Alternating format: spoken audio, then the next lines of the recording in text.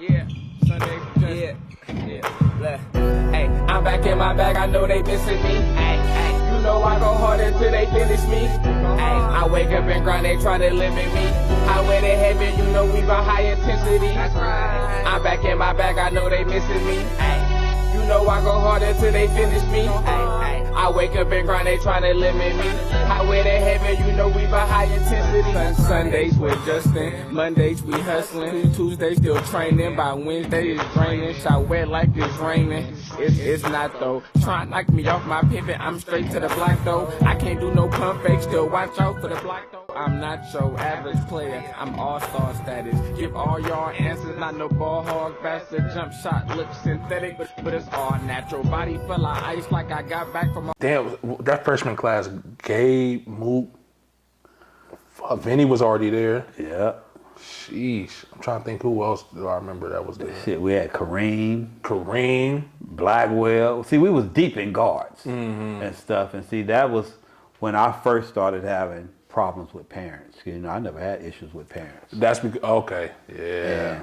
I could see that though. I can see why this. Yeah, but you know what, Justin? It wasn't. I didn't really understand it, you know, because I thought as a freshman, because I got all kind of flack about having Gabe on varsity, because my JV team, I had Bub, Suge, Lil Mo, you know, I had a nice little JV team. Yeah, them hoopers. And stuff, yeah. And, you know, they was tripping off me having Gabe, but Gabe showed that he was a varsity player, you know, but through the OAL, Gabe stepped it up. But see, Gabe, Daddy was tripping when we was at the Modesto Christian tournament. We were playing TAF. And I think that TAF game ended up being something like 39-35. TAF coach told me, he said, Coach, we done play Oak Hill Academy, all these top prep schools. I was DMing, but ain't nobody ever put it on us like, yeah, my kids still talk about that game and stuff. You know, and early in the season, I thought that game was too big for Gabe. You know, plus we were scrapping, we trying to win. And I had his daddy room with Mike, the cameraman. Mike called me later on and said, Coach, I can't get in my room. I said, well, where's Raheem? I ain't seen him nowhere. Come find out, Raheem left the keys in the room. He went back to Oakland. I guess he was disappointed that I didn't play Gabe in that game. And so that started with Gabe, you know, because we had already went through the thing with Kareem. Right. You know, his dad, and like I say, Kareem starting, playing more minutes than anybody. But his dad talking about Kareem need to be playing the point guard position, you know, and this and that. He ain't happy. Somebody need to talk to him. And so then he spread the rumor about kids leaving, because the principal and vice principal called me in. Coach, what's this we hear about kids leaving? And see, I didn't know Kwame had went to a San Leandro game, had Matt's mama. Matt Simpkins? Yeah. And then was talking to Mook them about taking Mook to San Leandro. Like the three of them go to San Leandro, make San Leandro a powerhouse. And I told Ms. Dodd, I said, you know what? That's Mr. Natoto that started that, you know.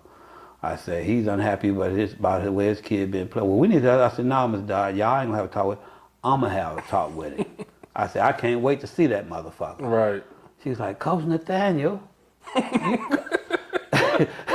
Hold on now. I said, Ms. Dodd, you ain't gotta worry about that. But see, I know how sometimes you gotta be a nigga with niggas. That was the exact words I told her. You gotta be a nigga with niggas and shit.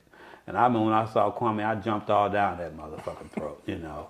And he was like, well, Kareem, I said, well, then take Kareem motherfucking ass. I said, Kwame, I done played Kareem at the point guard before. I said, but he pounds the ball too much. East-west, east-west. The game played north-south. Getting 5-second calls and this and that. But see, what I didn't throw in his face, I was mad that year because, Justin, I tell people this all the time, they don't believe it. We playing St. Joe's in the Island Classic. We up 2 with the ball with 1 second to go and we lose. How? That's what people always say. How? And I remember I'm frustrated because we gave up like a 7-point lead in them last 3 minutes. And so I call a timeout hella mad. As our ball I cuss them out, and then I say, look, they ain't got all they got to do is hope they can get a foul on the inbound play. I say, so we're going to put 2 guys on the elbow. I said, Deron, you and Terrence going to come down to set a screen, and they break long. I say, one of y'all going to be wide open and shit. I say, whoever's open, get the ball, just cover it up, and we out of here.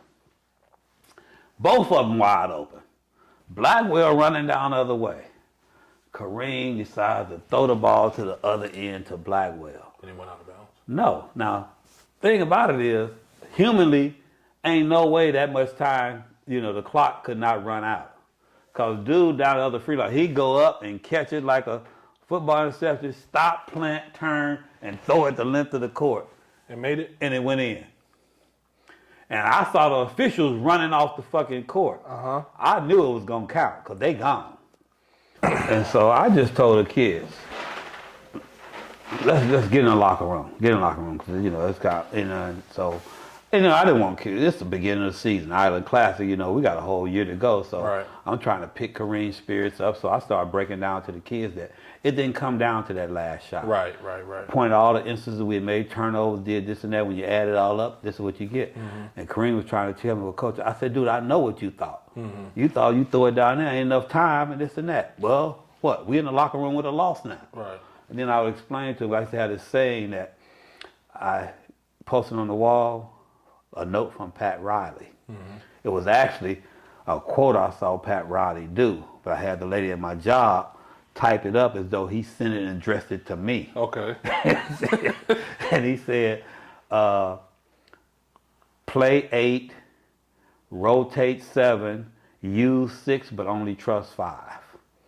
And I still get, I live by that. And I tell him, I said, perfect example, fellas, is at the end of the game, I might not have my 5 best players on the court, but I'm going to have 5 players on the court I can trust. Yep. And I said, Kareem, before today, if anybody say, Coach, who's the one player you feel you could really trust? It would have been Kareem the Toto until today. I said, because, dude, I told you. And Deron and Terrence both said, Coach, I said, I know y'all was wide open. I'm looking right fucking at y'all. Shit, But he chose to throw it that, and we lost. I said, so y'all let this be a learning experience.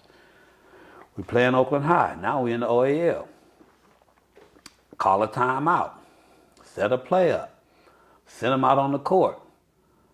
I said, oh man, this shit ain't gonna fucking work. Boo say, why? Cause Kareem in the wrong fucking place. It's like he's supposed to be on this side of the court. And so, play didn't work.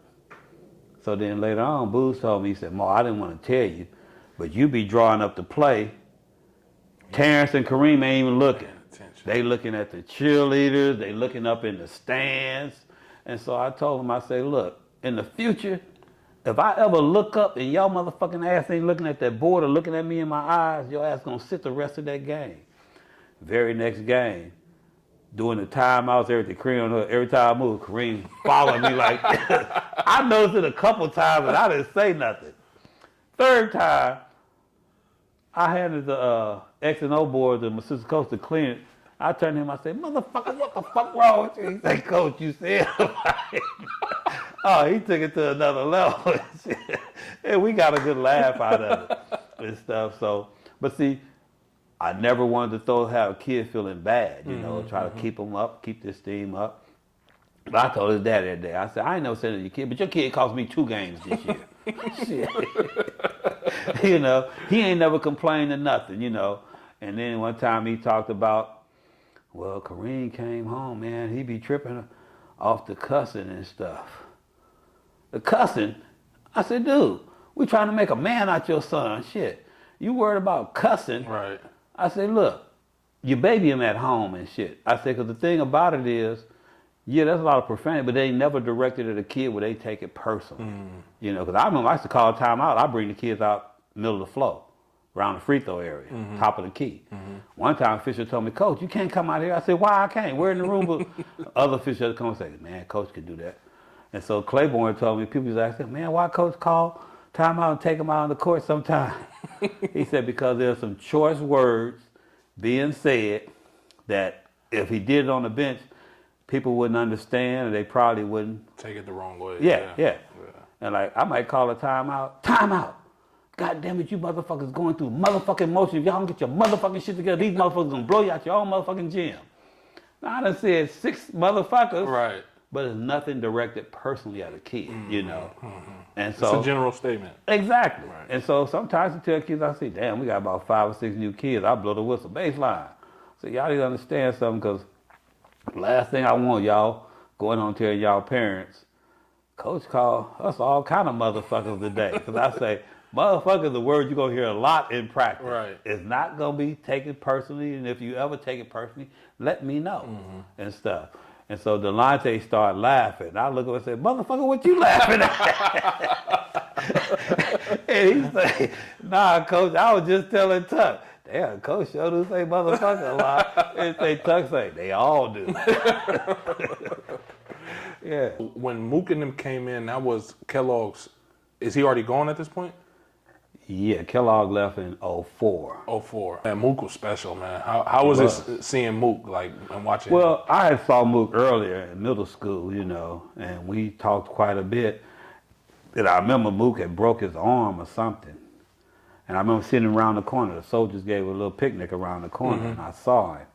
And I said, what's up, big? Oh, man, what up? Oh, Coach, I'm going to be all right. I said, you still coming to fuck with us, huh? He said, oh, yeah, for sure. And so we were all excited about Mook. I ran to Mook one day. He said, Coach, I got bad news. I said, what's going on? My dad ain't let me come to Mac. Nah? Where you going? I don't know, but right now he leaning toward Berkeley High. I said, Mook, dude, I really like you, dude, and it's okay if you don't come to Mac. I said, but man, tell your dad to find another school for you. I said, because Berkeley High really don't look out for their kids. I said, because we've got a number of kids transfer from Berkeley to Mac. We got to change their whole schedule. I mean, we had to put Marco in one semester of freshman English, and he's a senior.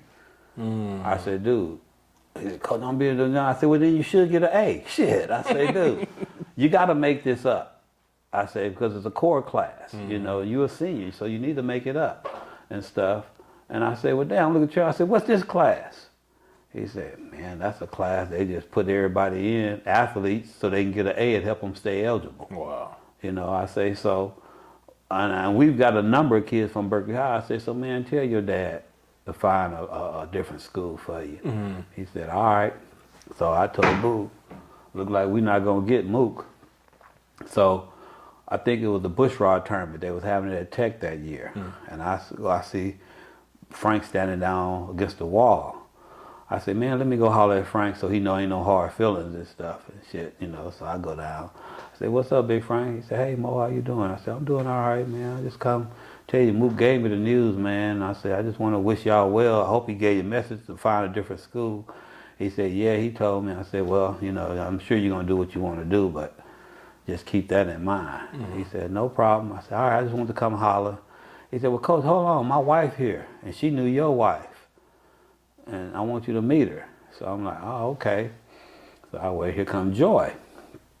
And Joy come, we start talking, and then I realized how she knew my wife. When she graduated from high school, she started working at the phone company, and my wife worked there, took her on her wings and all that.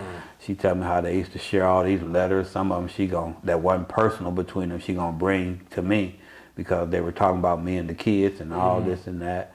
And I said, oh, Joy, I'd love that. We talked a little while later, and then we left. But I got a good feeling about it, you know. I called Booth, said, man, I just met Mook Mama. And I said, I don't know, blood. We might be back in the lottery. I don't know. Shoot, I think a week later she called me. She said, Coach Mo, I just want to let you know we sending Mook to Mac to play for you. I said, oh, okay. Well, I'm going to take care of him, too. That's hard. You coached from 2004 all the way up until 2008, that year? I coached from 2000. I mean, that's what I mean. When you came back, you stayed all the way until 2008. 2008, yeah. Well, I told you we lost Gabe and Matt Simpkins. Matt Simpkins ended up going to Berkeley, right? Well, no, before he left us, he went to Capital Christian. And that was after his mom came by here. I had about 80 letters for Mac. And I told his mom, you know, I got these letters for Mac. If you want to come get them, I could throw them away. Because I know what they is. Most of them, out of 80 letters, probably 2 of them were legitimate. The rest of them, you know, junk mail. Yeah. but she wanted to come back and get him. And so she came by, and I told her, well, we hearing rumors about Matt Lee. She said, come on, Matt ain't going nowhere. He going to play for you. I said, all right. You know, we talked for a little while longer. I gave her the letter. She left. A few days later, we read on NorCal Preps. Matt Simpkins leaving McClymonds going to Capital Christian. And then Sam called, said that they were in the office getting the transfer papers. And he told them, well, y'all talk to Coach? She say, that's my son. This ain't Coach Mo's son. He said, well, what about Coach Booz? Because he's staying with Coach Booz. When she moved up to Sacramento, Matt stayed down there with Booz so he could stay at Matt, you know. Well, Coach Booz took him in there. Y'all at least owe him an explanation. They just bounced. Did Matt want to leave? Do you know? I think he did, because see, Matt, up there, they was getting into his head. Had him think he was finna go from high school to the pros and all this and that, you know, building his head up and stuff. And so I guess he decided he was gonna go. And the funny thing is, I don't know what happened out there after a year at Capital Christian. He decided to transfer from there. And his mom called me, talking about, hey, Mo, this is Tanya. I said, hey, what's up, Tanya? I just wanted to check in with you. You know, we leaving Capital Christian and transferring back down here to the Bay Area. And Mac is the first school we thought about, so I was just calling you. I said, well, you can think about another school. She said, huh? I said, you can think about another school. We don't want Matt. She said, well, hold on. I don't understand it. Here go a kid that can help y'all win a state championship, do this and do that and all that, and you don't want him? I say, well, I think we can win a state championship without him. I say, well, Tanya, you know what? It's not just your son. It's you. You messy, and I don't want to have nothing to do with you or your boy. And he went to Berkeley High. You know. So you could have got him back? Yeah. Wow. You know. Gabe called me. He wanted to come back. Gabe Kendrick? Yeah. Really? I told Gabe, I said, Gabe, you can come back, son. I like it, because I always told that Gabe, son, you a high character kid. You're going to do Gabe something. is a real cool dude, man. You're going to do something special in life. I told him and Yaya Mateen that they both were high character kids. Man, and I said, Yaya, it ain't going to have nothing to do with basketball, but you're going to do something special in life. I never thought it was going to be acting. Yeah, because when I saw him acting, I'm like, what? Because him and my Uncle Beatty were tight. So my Uncle Beatty would always pick him up, and I would be in the car with him. And on the weekends, when I would come work out at Mac when I was a little kid, he would be there. Yeah. So, yeah, that's crazy. And Gabe was a high character kid, very respectable. I remember when he transferred, his mama called me. Tell my coach, you got to do something. Like, he don't want to go and this and that and all. And I'm like, oh, man, that's your son. And y'all got to work that out. I ain't got nothing to do with that. Right. You know, because Mook them called me and said, Coach, he crying. He don't want to leave. I said, well, I can't do nothing. That's his daddy's choice. Then me and his daddy was talking, and I gave him a fist pump at Tech when we seen each other.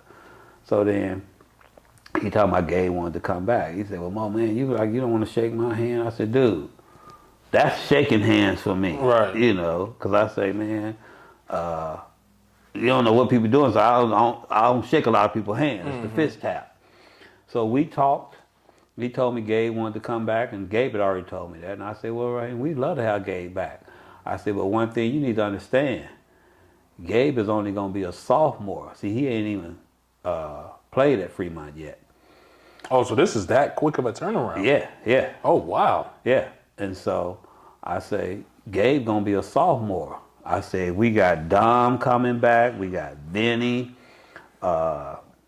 Blackwell. I'm naming all these people. I say, and Dom and Blackwell are going to be seniors. So if they playing really well, they're going to see a lot of playing time. I said, but Gabe can come back. He can even compete for a starting job. I said, 'cause he win a starting job, hey, he in there. But I'm just telling you that those two kids being seniors, I say, because my job is to get kids to the next level. Right. You know, now I got seniors, if they handling their business playing well, they're going to play quite a bit, you know. But Gabe, you know, his turn to come, you know. But like I say, he can compete for that starting job too, though. Right. He said, all right. Then later on, he told me that wasn't a good conversation. It wasn't positive. You know, he didn't want to hear that part. So he ended up not coming back. He ended up not coming back. Wow, that's crazy. Just like your boy. Who? Damon. Damon, yeah. When he left. You know, he seen me at the OL championship. Coach Mo, I want to come home. I said, you can come home, boy. You just got caught up in some grown-up shit. Yeah, man. And he's like, okay. Let's fast forward a little bit to that 2008 season. How was that coming into that year? It was funny because that 2007 season, I didn't know how good we were going to be, you know. And I remember, you know, we had Lemon in the year before. Boozer tried to get me to cut Lemon because Lemon couldn't even do 5 push-ups. And I was like, but Booze, he's 6'7", and you know, Mook gonna need some help, so we need to keep Lemon around. And I had to give it to that kid. That kid had never really played basketball. I could tell, man. But he put in so much work in the gym that he became a player, you know. And it was funny because that was on the heels of everybody leaving too. And so I remember we got to the OL championship, and I remember me and Booze said, I said, Booze, look at them. Look at all them motherfuckers up there. Thought they had killed our program. They up there thinking like, God damn, these motherfuckers back here again. And I said, Booze, watch this. I look at all of them. I said, Mo, you crazy. I'm like, nah, Booze, I'm fucking with them and shit. I said, they don't realize kids don't make our program. We make the kids in our program. I tell people, oh man, we go up to the corner store and catch a nigga on the block. Man, you want to hoop? Come on, man, we teach you how to play the game. You know. Hard. And like I told people, I said, hey, one thing a kid cannot say when he leave our program, that he didn't leave a better basketball player than he came. I said, but we try to do is build it further and make them better men, you know. And so that year was a trip because it was surprising because, you know, Frank was upset because I had, when Mook came, I said we was going to play Mook mostly at the guard as a big guard. But I also told him if our personnel allowed us to. And the year before, we was hella big. Right. You know, Terrence, Matt Simpkins, you know, we had size. And so now we're smaller. And I tried to play Mook on the wing, but his instincts always was get to the rack, get to the rack. So he started getting traveling or charges and stuff like that. And so I'm like, man, you just got to go to work on the block, you know, with the 2 block men like that. Next thing you know, we start winning. Because, see, I had learned with Kellogg them and Luis and all them, I started going to a 3-guard offense back then. I realized that, hey, don't get into them numbers and position stuff. You want your 5 best athletes on the floor. And that 3-guard shit was magic for us, you know. And so then I said, well, I'm going to stick with the 3-guard offense and let Mook, you know, do his thing down low. And surprisingly, we got the state. Played the worst game of our lives that night. I remember because I had caught strep throat that week. Oh, wow. And finally, I go to the doctor, and he said, well, man, I'm going to give you something that's twice what we normally treat for strep throat, but you can't be around your kids because it's contagious. And I remember letting Booze take over for them last couple of days. Called Booze say, man, we couldn't get nothing done, Mo. I said, why is that? Man, the press was here every day. Want to interview me, interview the kids, and we just didn't really get a lot done. And I was like, well, that's okay. We'll do a walkthrough on Saturday. We get there early and do our walkthrough and everything, cover some stuff. Because I'm feeling fucked up still. Even the day of the game, I'm feeling fucked up. But we walk to the day of the game, get there early, the gym packed. They having an 8th grade citywide tournament at Mac. Ain't nobody asked us or said nothing, so we couldn't even do our walkthroughs or nothing. Oh, wow. And it was bad. Then we got up there and was playing so terrible. Like, I think Mook was 1 for 10 on the free throw line and stuff. And You talking about the state game? Yeah, that was bad. And it was funny, Justin, because he told me the night before he had been shooting in the backyard. Like, Coach, I made like 50 in a row, you know. I said, Mook, backyard basket, Arco Arena, because I noticed he had changed his form and everything. I'm like, why you go all year, do you change your form just before the game? He's talking about how he was hitting everything. I'm like, yeah, I bet you was. Backyard basket, Arco Arena, and stuff. And so I remember toward the end of that game, I was like, I could tell we didn't have no energy at all. I remember telling Coach Maurice, I said, man, this is fucked up. He said, what? I said, my team playing like shit. I'm feeling like shit, you know. coughing into the towels and shit. You know, it was just a bad night for us. So I decided, I think it was about 3 minutes to go, 3 or 4 minutes to go. We down something like 8, but I could tell by our energy, the kids just wasn't gonna be no comeback, you know. Especially when Mook finally made his 10th free throw and the arena went crazy and his head dropped like this, you know. So I said, well, you know what, we may not get better. Let me get some of these other guys on the court so they'll be in the box score. It's a memory at the state championship, Arco Arena, you in the box score. That's your first time ever going to state? Yeah, yeah. Mistake. Because evidently, they sitting there, you know how you tell the bench be engaged, they sitting there moping, they go in the game. And when they see me empty my bench, he empty his bench, and they outscore something like 13 or something like that. I do kind of remember that. And now we end up losing by like 25, like it's a blowout. Right. When it's like 4 minutes to go, we right there in the game. It's under 10. And so I was like, damn, fellas, I knew y'all was going to put that kind of effort. I would just let them stay on the court, even if we didn't win. So I learned from that, and I said, you know what? Next year, because I even told the kids going to the last year, I say, fella, this is my last year coaching. All that shit about it's how you play the game, everybody doing this, blah, blah, blah, fuck that. This last year about winning. If you can't help me win, you ain't gonna be on the court. They gotta respect that. I say, so when you get in the game, you need to change the game, impact the game some kind of way, even if it's just fucking fouling, but do something and shit. And so going into that, you know, last year, knowing I was getting Damon back and getting Q, because I told the kids at the end of the game the year before, I say, damn, you know, I used to call them Bluestones. Okay, I didn't know that. Yeah, because Mr. Bluestone was a special ed teacher at Mac. I remember him. Yeah. And so, but he loved basketball. Right. And so, you know, I had a couple kids that was Bluestone students, Right. you know, so the kids try to tease them about Blue. I said, hold on, all you motherfuckers Bluestones. I could point out a Bluestone moment a lot of y'all done had. Right. So first I didn't think they liked the name, so I'm talking to a reporter one time, me and Will said, go on, coach, tell him we Bluestones. Like, they proud of it. Because the last time before we went out to Florida, state championship night, I said, fellas, let's go out here and make these motherfuckers remember the Bluestones. So I told him, I say, damn, fellas, I've had some great teams over the years, but who would imagine a bunch of Bluestones got me to the state championship? I say, well, guess what? If we get back, it's only going to be cause next year, anybody new on the team, they gotta be Bluestones. That's dope. I say, because I'm going to ask a new kid, son, you special ed? Oh, no, coach, get the fuck out of my gym. And they died laughing. So that's funny, though. So, you know, I was kind of excited knowing we was going what we had coming back and that we were going to get Damon and Q. I was suspect about the bench, though. You know, we had to develop our bench.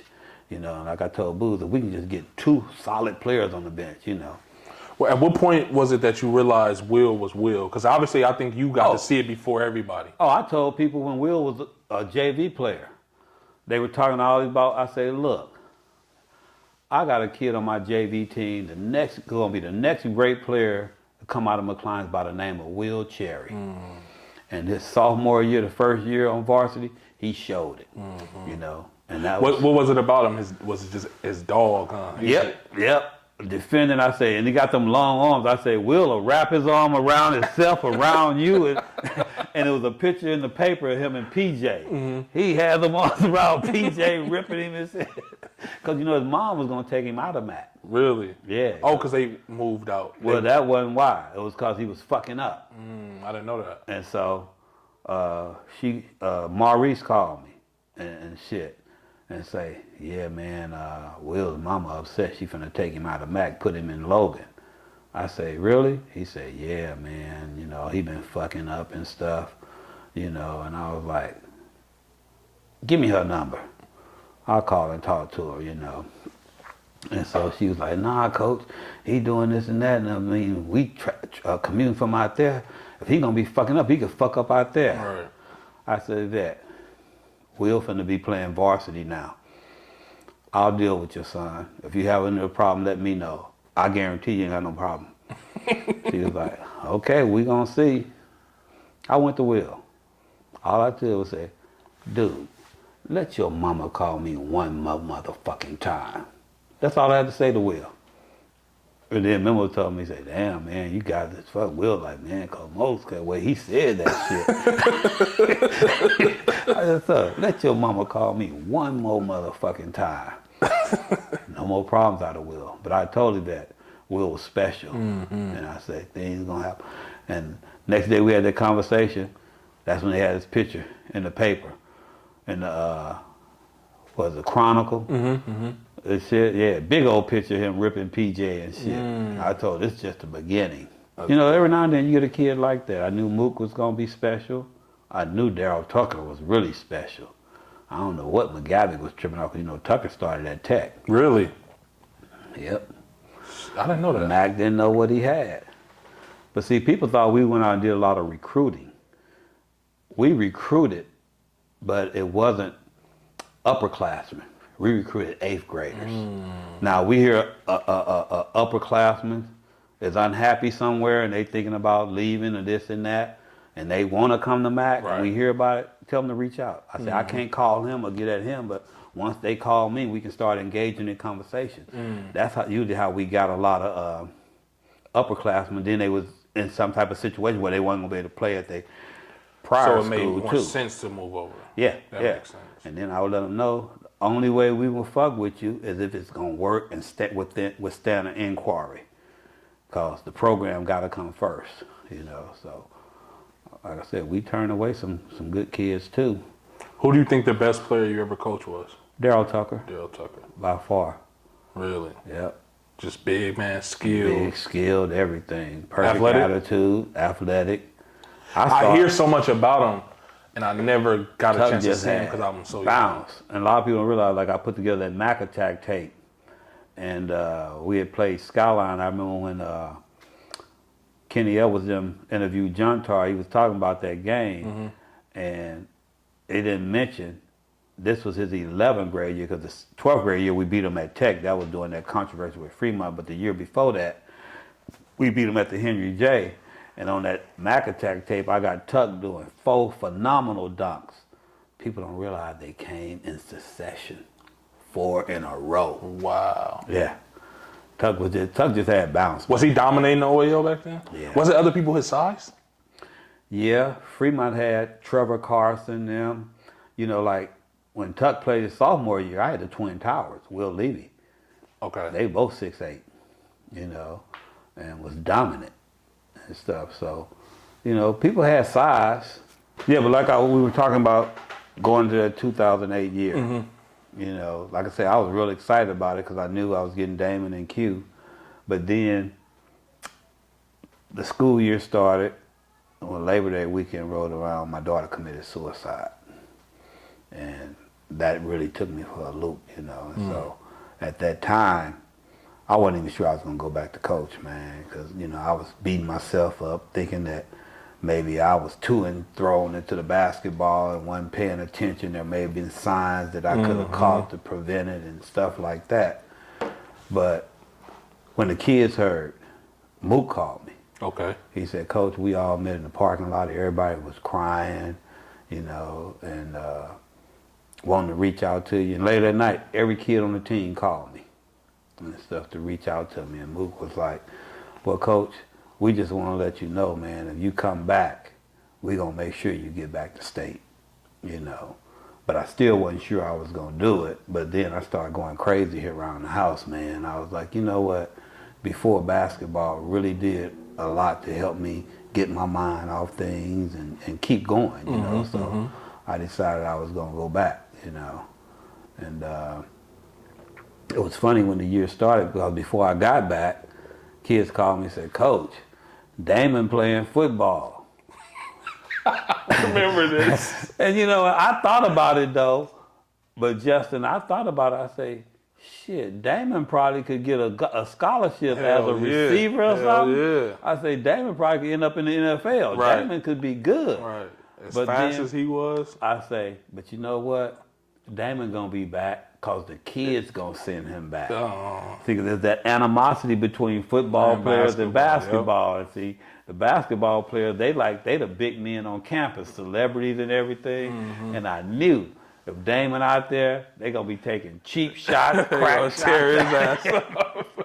And that's just what happened. But I really thought that kid could have been a good football player. Yeah, because I was surprised he didn't finish running track. Yeah. Because as athletic as that dude was, man. He's fast, he's athletic, he's strong. Yeah. And that's like natural ability. Yeah. And you know what? The thing about it is, it would have set us back a little bit as far as, our team developing. Mm-hmm. But the whole point is getting kids to the next level. Right. And I really figured if Damon Powell played football, he going to get a football scholarship. For sure would have got one. I could see him just blowing up. Right. Or track, like I said, because he was so damn fast. Football players blew him up instead. I remember because my dad told me he got his ass hit at practice and was like, I'm back. Hell no, I ain't playing that shit. Yep. And it was funny because they said, "Come on, you call that shot." I say, "Yeah, well, I know how the football players are, Yep. So he played. So anyhow, when we came in, man, I could see right away these motherfuckers gonna be nice. Really? Yeah. They was hungry. The way they get it, and then we threw that half in. Damon Powell was the perfect person to make that shit go because it's energy and speed. Damon could cover from baseline to baseline. He doing everybody's job. Hey. And after that, man, we knew we had was onto something when we started implementing that shit in the summer league. Is that so which year did you put half in? Do you remember? The half got put in the 2007 year. Oh, okay. Oh, so you guys hadn't been running it for that long. Well, we would run it, but we wouldn't run it as much as we did. And we realized how special it was that summer when we didn't have a whole lot of guys. Because, Mook was out going AAU, we let him do the whole AAU thing. Because, I used to limit my kids to AAU stuff. Okay. Because, I told them, they need AAU for the exposure, but AAU can take advantage of you too, and they do too much. Because see, I saw it on the Super 100. All our kids played in the Super 100. I go to see one at Contra Costa, and Kellogg out there playing, and he got low bridge. He messed his knee up, but they allowed him to keep playing. Now, Kellogg, he'd be hobbling. He's still gonna play. But I'm looking like, I hit my kid hurt, and they allowed him to still play. And so I said, no, I'm going to shut this down. And so then I decided to wait another year, and Luis came to practice. Coach, I can't practice today. I said, what's wrong? You all right? Yeah, but my legs, I can barely move. He said, man, I played 5 games yesterday at the Super 100. Now, see, that's ridiculous. 5 games and shit. And so I made it to the issue then. I said, no, you know what? We ain't fucking with Super 100. Mark them, used to all call me. I said, well, dude, y'all need to have the Super 100. Y'all in this shit in August. Super 100 ain't till October. We be done started. I said, so have that shit sooner if you want MAC kids. Well, nah, Mo, we want to take a break too. I said, well, you know what? The Super 100 ain't no college coaches to be there. All y'all get is these fucking internet writers to write up shit and this and that. It's a money maker for y'all. The top quality kids get scholarshiped. Everybody else have to pay, and y'all make a whole lot of money off them kids coming in there, And so my thing would be, we don't fuck with the Super 100, 4 or 5 MAC kids ain't gonna make that big a difference. Right. And shit, because one time he tried to say, well, coaches, no, nigga, coaches ain't asking about it, coaches don't be there. I played in it right before I tore my ACL, I was in it my 1 year, but then that was the only year I was in it. And see, that's how stuff got started with Damon. Because I told the kids, new players, we don't fuck with Super 100. Damon Powell said, Coach, I don't even know what it is. I said, yeah, but your AAU coach is going to talk to you about it. Right. Because, see, BD them already told me that Mooney them was talking to them, him and Booz, trying to get them to convince me to let the kids go to Super 100. And I was like, no, we ain't fucking with the Super 100. And so Damon said, oh, Coach, I don't even know what it is. I said, well, your coach is going to come to talk to you about it or whatever. I said, but everybody listen to this. If you go to Super 100 this weekend on Monday, go see the JV coach. So, my phone blowing up all weekend. Man, this Mac kid, he jumping out. man, will you change your mind on Super 100? I said, nope. Well, some kid here, I knew who it was. I'm like, oh, okay. So that Monday, coming there, Dane get dressed, he all juiced. I said, Mr. Powell, what's up, coach? I said, what you doing here? I'm ready to practice. What you mean? I told you, dude, if you go to Super 100, go see the JV coach. So go see the JV coach. He say, you didn't talk to Mooney? Talk to Mooney for what? Mooney don't play for me. Right. I said, dude, go see the JV coach. You serious? Yes, I'm serious. Get the fuck out of here. So he go in there, get dressed. Next thing I know, my phone ring. It's your dad. Mm-hmm. Hey, Mo, man, don't hold that against Dane. That was on me. I said, no, that wasn't on you, Mooney. Yeah, man, I had him go because, you know, soldiers, they be doing all them big man drills and all. I said, Mooney, I see everything the soldiers do. I done been to that shit. I said, dude, they ain't taught Damon nothing that we won't teach him. And he probably don't remember none of that shit because, you know, it's not being repetitive, you know. And he's like, well, Mo, man, I just think you shouldn't penalize the kid for something. I said, no. I put the kid in the position to make a choice. And he made his choice, you know. And so because of that, I said, hold on, Mooney. You told me when you bought Damon that you wanted him to play JV. And I told you, well, Mooney, we're going to assess his skill level. And if he can get quality minutes and help the varsity, he'll play varsity. So I said, well, dude, now he's on JV, so you get what you want. He say, man, that's a fucked up rule. he say, get off my fucking phone. I say, well, Mooney, you know what, dude, that just show the level of your intelligence, nigga, because I'm on my motherfucking phone. You don't want to talk to me, hang up. And he hung up. That's hilarious. So later on, you know, we finished the year and everything. Everything was cool, I thought. Then we started having our spring workouts and different stuff. No Damon. Anybody seen Damon? Damon said he transferring. I said, oh, okay. I'm coming down the hall. You see Damon by the bank. He go toward the cafeteria. You know, when you come in, it don't take long to get from where you come in off the ramp to get to the end of the hallway right there by the bank. Now, he done went toward the cafeteria. I get out and look. Damon ain't nowhere in sight. That nigga done sprinted. Yeah, he probably ran his fast ass. Yeah. And then I heard he was coming to Amador with you. I said, hey, look, okay, that's what Damon want to do. I wish Damon well. I ain't got nothing against Damon and stuff. You know, and I didn't see Damon no more until the OL championship when I heard him calling me on walking off the floor at halftime. Because, Mo, I want to come home. I said, dude, you can come home. You just got caught up in some grown-up shit. Yeah, so, like I say, getting Damon back, I knew. Because, you know, we had ran at half during the summer and with some kids that weren't that athletic. We had this one kid, Derek Walker, had him playing in there. Shit, Derek playing the hell out there. Shit. I said, damn, Booze, I think we on to something. This shit work against everybody. And so I think Chris Jackson hit his head. We had to take him to the hospital. So we had the Cal team camp. And I had to go to the hospital with him. Booze had the team. And we were down 20 against Dalo when I left. Booze called me. I said, did we win? He said, nah, we lost by 2. He said, man, I put him in the half mode. And that shit was working. Because I remember we leaving Cal. I looked back, I said, damn, Booze, look at that team. We hella weak. And he was laughing. He said, yeah, but I told it was actually good because we played without Mook. And I said, because it may be a situation where Mook in foul trouble, foul out or something to get hurt, we'll have to play without him. So this was good experience for us, you know. And I knew when Damon came, it was just going to elevate us to another level. But what I didn't realize was how good Q was. I say, man, this motherfucker will make a difference. Because, you know, when we first started the season out that year, we were playing a bigger lineup.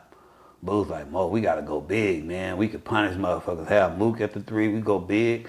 So we were playing bigger. Who was the 5? Damon. Who was the 4? Who were we at the 4? No, we moved Mook. No, we had Solomon. Oh, okay, Solo. Yep, Solo. You know, but see, Solo was we realized he's more of a practice player. Solo killing in practice. They used to always say that about him. You know, and then Mook Mook still trying to get to the rack, get to the rack. He wouldn't shoot a jumper for nothing. And it was funny because one time when he was coming back from the injury, I was working him out on the opposite end, you know. And one day, the coach from where Mook go first? SMU. Not the head coach, but the assistant coach that was recruiting him, Lance. He was at practice, and so I told Booz to do some shit with the team. Now I took Mook on the other end and worked him out. Man, that nigga was hitting so many threes, and I mean different ways, and I was like, damn, this finna be hella fun this senior year. I said, damn, big fella like that. Because see, over the summer in Vegas, the Soldiers played him at the point guard. And Mook had handles. And Doherty was Mook did a hell of a good job. Mook can handle the ball. I went and told him afterwards, I said, big fella, I am really impressed. You did a hell of a good job running the point. But, nigga, coming back to MAC next year, out here, you got 6'10", 6'9", right. all Americans, everything. You can play the point at 6'6" or 6'7", you know, but dude, coming back to MAC, we got all these little guards and this and that, dude.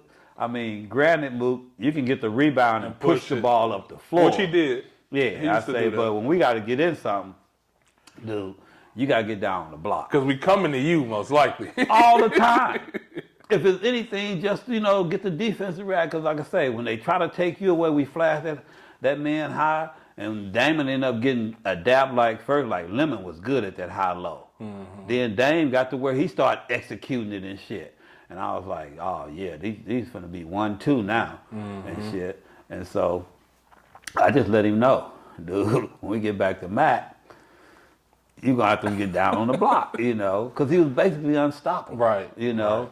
And with Dame on the other side, you know, it was like, hey, and plus, plus he was cleaning up everything. And plus he could hit that little jumper from the free throw line, yeah. you know. Well, Mook wouldn't shoot it. Mook could hit it too. Right. Dame, that was Dame shit. Yeah.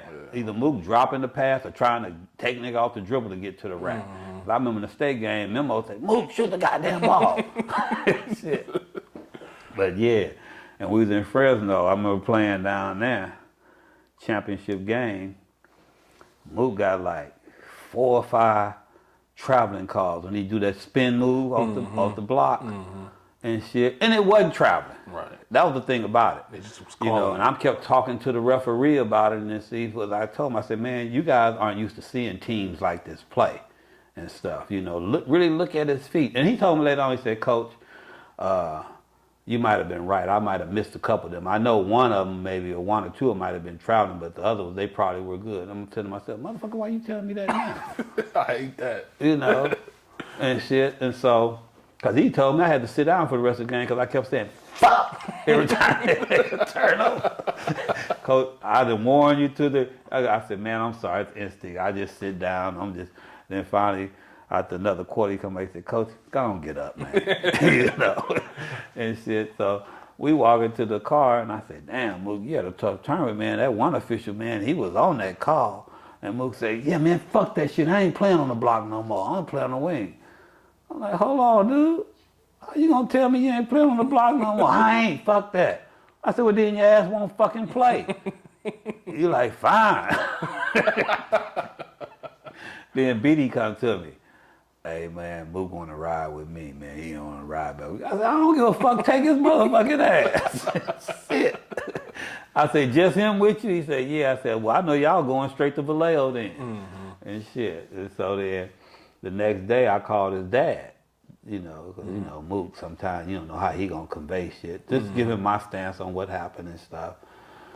As he told me, yeah, Mo, you did tell me you're going to play on the wing. I said, I did, Frank. I also told you if our personnel allow us to. But you look at our team.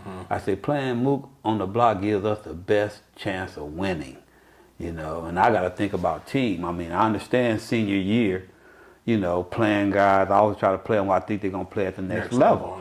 If you allow it. That's why I tried to tell Kwame about Kareem. You know, but he's your boy sophomore. It's plenty of time for that, you know. But like I said, people don't understand. Fuck it, take them, you know.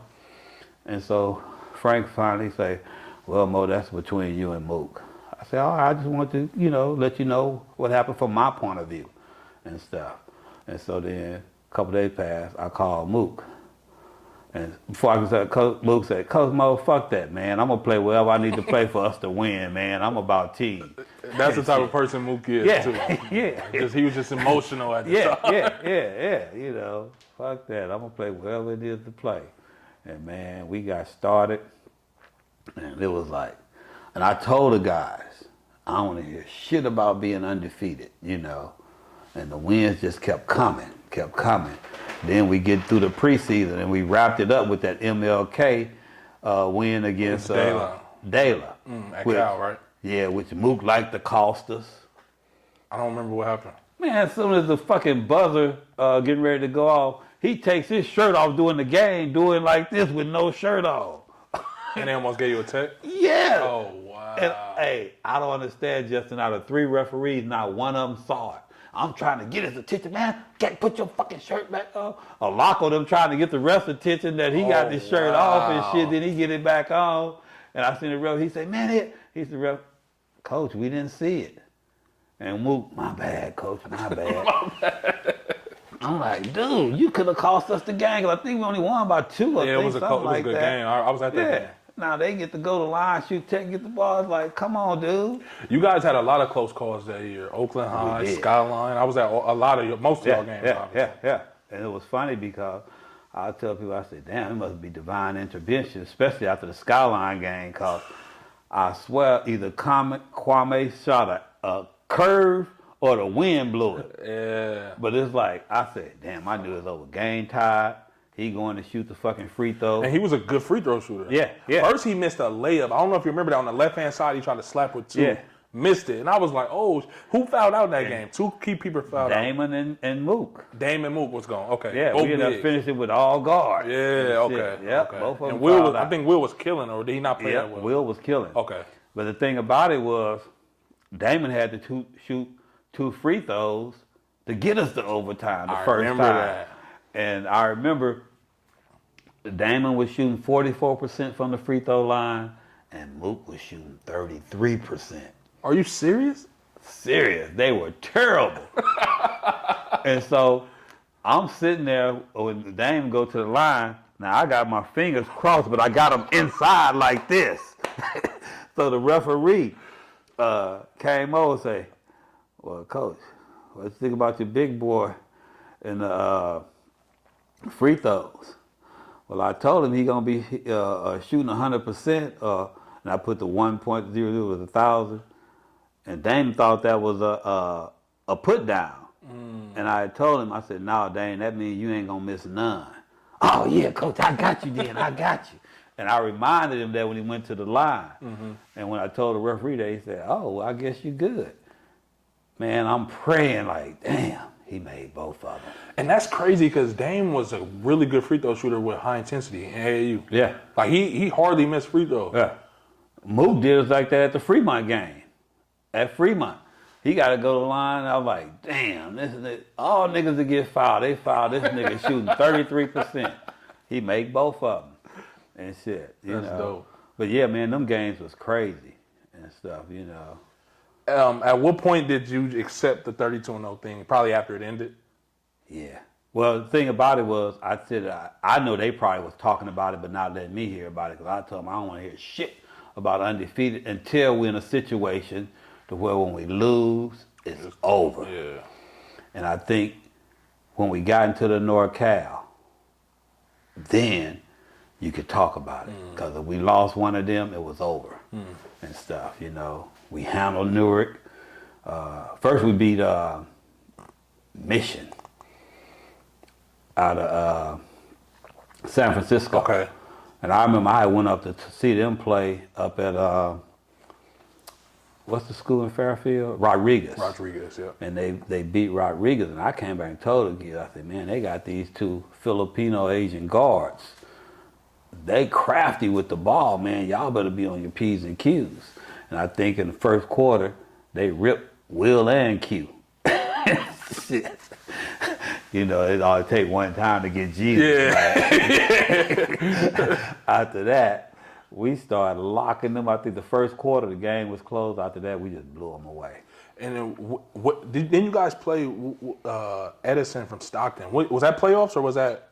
regular season? I mean preseason. The team from y'all played at East Bay.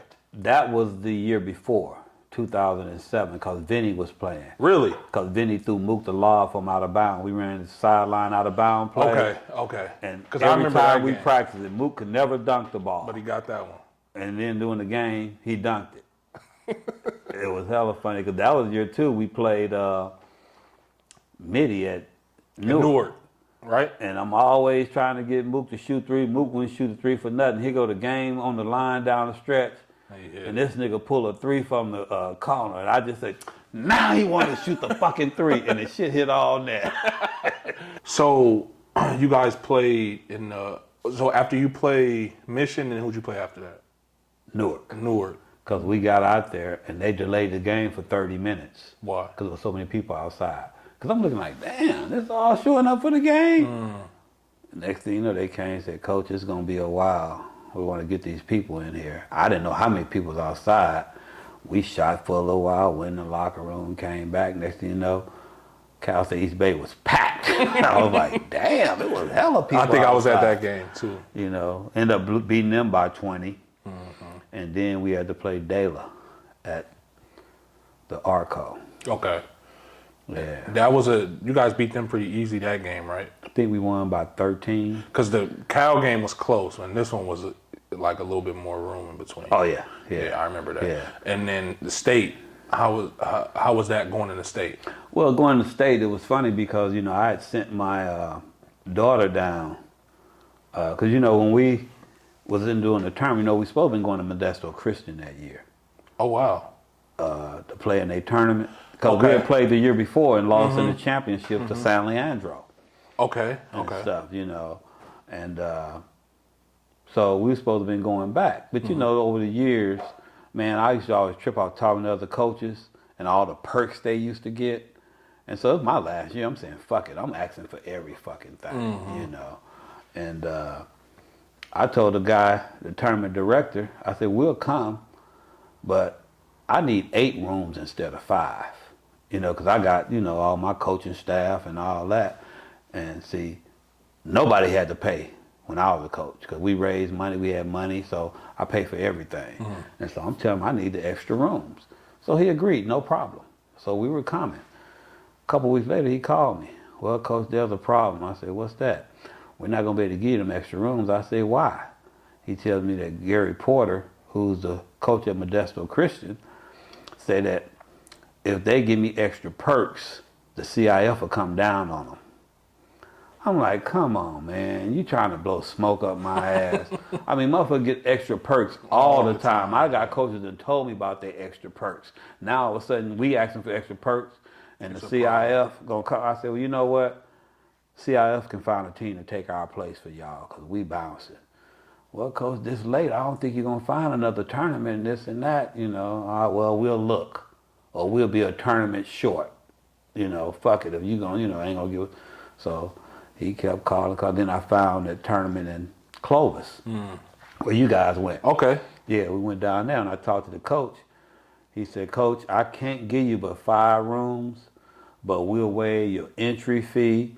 We'll make sure you can. We usually give the kids 1 meal a day. We'll give your kids 2 meals a day, 3 if they need it. He said, man, we never get teams like you down here, so we want to make it affordable for you. And I said, well, cool. You know, I said, well, we make the room work and I'll buy the extra rooms and shit. And so we ended up going down there, had a great time, man. That was so much better than Modesto Christian. Because when we went the following year, we got to reap the benefits of y'all. Because we had people chasing our vans and shit. I'm like, we signed an autograph. I swear, at one point, they had to bring in extra bleachers for our game, and then they turned the lights off to announce us one game. I get announced, the crowd start chanting because I wasn't committed. So once they announced my name, the crowd started chanting Fresno State. They giving me high fives and stuff. They coming to watch us. I'm like, damn, we 3 hours away from home. Well, I came after the first night. Okay. The Clovis coach called me. Okay. Coach, where you at? I said, oh, man, I'm at the house chilling and this and that. Man, get in your car. Come on down here, man. Go to the same hotel. I'm going to have your room set up and everything, you know. And so I drove down and shit. Yeah, but That was a great experience, especially playing a team out of Arizona with Hersey Hawkins' son. Yeah, because that was a good game that y'all had with them, right? Yeah, we up 20 at half. And I remember teasing Aaron Jones because he tried to throw a couple of lobs and they went in the basket for 3-pointers. So at halftime, I told him, Aaron, the second half, don't do nothing but throw lobs. Yeah, but they were good. They came, I think one kid ended up with, the youngest son ended up with 28, and I think the youngest one had 43, something like that. I remember that, yeah. 43. Because I remember everybody was talking about it up here. Yeah. Like, man, Herschel Hawkins' son just gave Mac blues down there, but Mac won. Yeah, they took us to overtime. Yeah, it was a good game. And we down a lot because that was a game, Mook and Dane fouled out of that game. And I remember one point I called the guys over and I told them, look, if the ball scores, if they score, don't nobody touch the ball. Just let the clock run. Just let the clock run, because in high school, the stop. clock continue to run it. 5-second count don't start till you get the ball. Right. So, and I told everybody that. And so, I think, who was it? Q was shooting free throws. He didn't hear that. But prior to that, we were struggling getting the ball in, so I said, nobody inbound the ball but Memo. Memo, the designated inbound man. So I feel like I didn't have to tell Q nobody touch it if it go through the basket, because Memo You ain't supposed to take it out anyway. Man, the ball goes through the basket. Q just get it and give it to Aaron. And they foul Aaron. You know, Aaron ain't even a regular player. He playing because we had all these people foul out the game. And so he walking the length of the court. Nervous. I told Booz, I say, man, this mother ain't gonna make the shot. He said, why you say that? I said, look at it, ain't nobody got that much sweat on their hand. All the way He down. wiping the skin off, man. Man, that kid banked both free throws in. I say all that to lead up to, you know, the guy that pulled back the rooms for Modesto Christian. Modesto. You know, he down at the state game. I mean, down at the Southern Cal championship game. Okay. When Dominguez was playing Kawhi Leonard them. And so I sent my daughter to the game to record the game, not knowing that the game was televised down there. So they shut her down twice on filming the game. You're not supposed to film it, so she moved somewhere else. And so then she was filming. She said, Daddy, this real little short man, like a little midget, come up to me and told me, tell Coach Nathaniel I said hi. And I said, really? I said, that sounds like Dennis Magro, the guy that was director for the thing. Turned out it was him. How did he know that was your daughter? I don't know. I guess he seen her filming the game. He saw them, made her assumed move and shit. She's still filming and shit. So when she sent me the game, I watched it. Then I sent it to let Booz watch it. And then we brought it in for the team to watch it. And I told him before we watched the game, I said, fellas, I just want to tell y'all right now, before we even start looking at this damn game, Dominguez is nothing but an AAU team. I said, if we go out there and run and execute our shit, there's no way they're going to beat us. I said, they got this one kid that takes 70% of the shots, and most of all the other kids get their shit. Now, it's going to be a lot of tip dunks and all that putbacks and shit. They get theirs by crashing the board, other than a few transition baskets. Jordan Hamilton was shooting everything. I said, and this team is not going to be able to beat us if we just run our shit, you know. And that's what happened, you know. We get into the game. Y'all was in control of the whole game. Whole game. I think the first quarter was kind of close, but yeah, it then ended after up like that, 18 to 16 or something like that. yeah, and after that it was a wrap. Because y'all just ended up bullying them. Yeah. That's what it turned into. Like they got Dame even want to play. They couldn't Dame intimidate the motherfuckers, you know. Yeah, Dame was turned. Dame was turned up, you know, because I had to get on Booz because Dame spent the last 5 minutes of the second quarter on the bench because he had got foul trouble. We get back in the locker room. Dame was the first motherfucker Booz ripping to his ass. And finally, you know, I had that Booz listen, and I step in all the time. Hold up. And I said, well, Dame, Coach is right. You didn't show on a couple of them screens, but then there were a couple you did. And the ones you didn't show, Foreman was able to hit a couple threes over Will. But you were right. You were doing it. But coach is right too. I had to comment. Right. Both of y'all was right.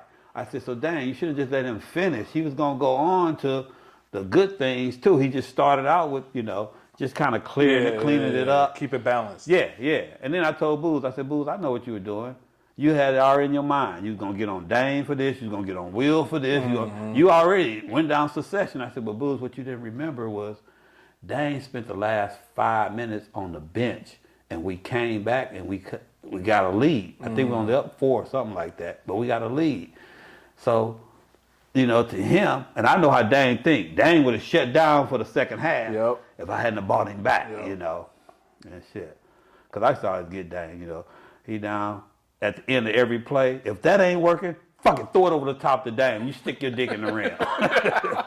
He be juiced. He said, man, if it ain't open, throw me that shit. And he was going but you always bring him back, Yeah. But like I said, man, that year we had, like you said, so many nail biters. Even that last, we beat Fremont at Fremont. And then that Mac. And overtime, though, and I told people in that overtime game with 2 minutes to go, we were only up 2. But we won by 17. I remember that, yeah. So that's why I didn't pull them niggas for the Dominguez game. And I wish I had a pull Mook and Memo so they could get their applause and shit. But I say, if we can come back, put 17 on motherfucker in 2 minutes, motherfucker could do us like that. This the state game. I'm riding with these niggas. And you learned your lesson from the last year anyway. Exactly. Even though it was on a different scenario, but pretty much and the same then thing. when they came to Mac, we went at the buzzer. Damon with the put back. With the tip in, I think I was at that game. Yeah. The Scott in the Oakland High game. With Dame, yeah. We get ready. Damian Lillard, I mean. Yeah. When dude missed the layup, and we got the rebound 3-pointer set. I'm like, damn. I said, oh, shit. We could run this press break I had put in the night before. But I say, oh, shit, we can't run it because Mook don't know it. While we going over, Mook over in the corner, because, he's sitting out because his knee. We saving him. He on his phone. Mook, goddamn, pay attention. Then I say, oh, shit, Mook don't know it. Mook, coach, I know it. I said, all right, if you know it, this is what we going to run. And shit. And the ball goes straight to Mook. Did he know it? He hit that mother right to Memo. And the only thing I was saying, when Memo let it go, I could see it was going, but I thought Dame was going to catch it and dunk it. Yeah, going to interfere with it. Because, he if was he up catch there. it and dunk it, it don't count. Because the buzzer sound I think left Memo's hand. And Dame went up and just spread his hands, and it went nothing but net. They played that game on TV for a long time. Did they? Years after, it was like on Comcast back. They used to play the same channel, High School Sports Focus, used to come on. They used to play that whole game back for years later. Okay. Yeah, because Dame hit a 3 first, right? Damian Lillard. Yeah. Damian Lillard hit a 3, then Memo hit that 3, right? Yeah. Yeah. But they had a chance to win first. But Dontrell Drell missed the layup. He missed that layup and shit. I don't know how he missed that much. He was by himself. I tell people, man, divine intervention, man. I don't know what it was. Every time I go to the cemetery, I tell my baby them, I say, yeah, well, thanks, y'all got it done for us again. That's nice. Yeah. That's dope, though. That had to be a great feeling. It was crazy, man. But the one that tripped me out the most was Kwame Vaughn's free throw. Because it was on point, and it just, I was like, damn. Because it was a pretty bad miss. I was at that game, too. It was like the wind blew. Yeah, he was playing well, too. Yeah. I remember Terrence told me, my best free throw, shooting down to 90%. Yeah. He go to the line and miss. After that, everybody was talking about, man, they going to make a movie out this season, man. This shit is unbelievable. This is some fairy tale shit. Right. So I was thinking about it, and I'm like, yeah, but usually before there's a movie, somebody writes a book.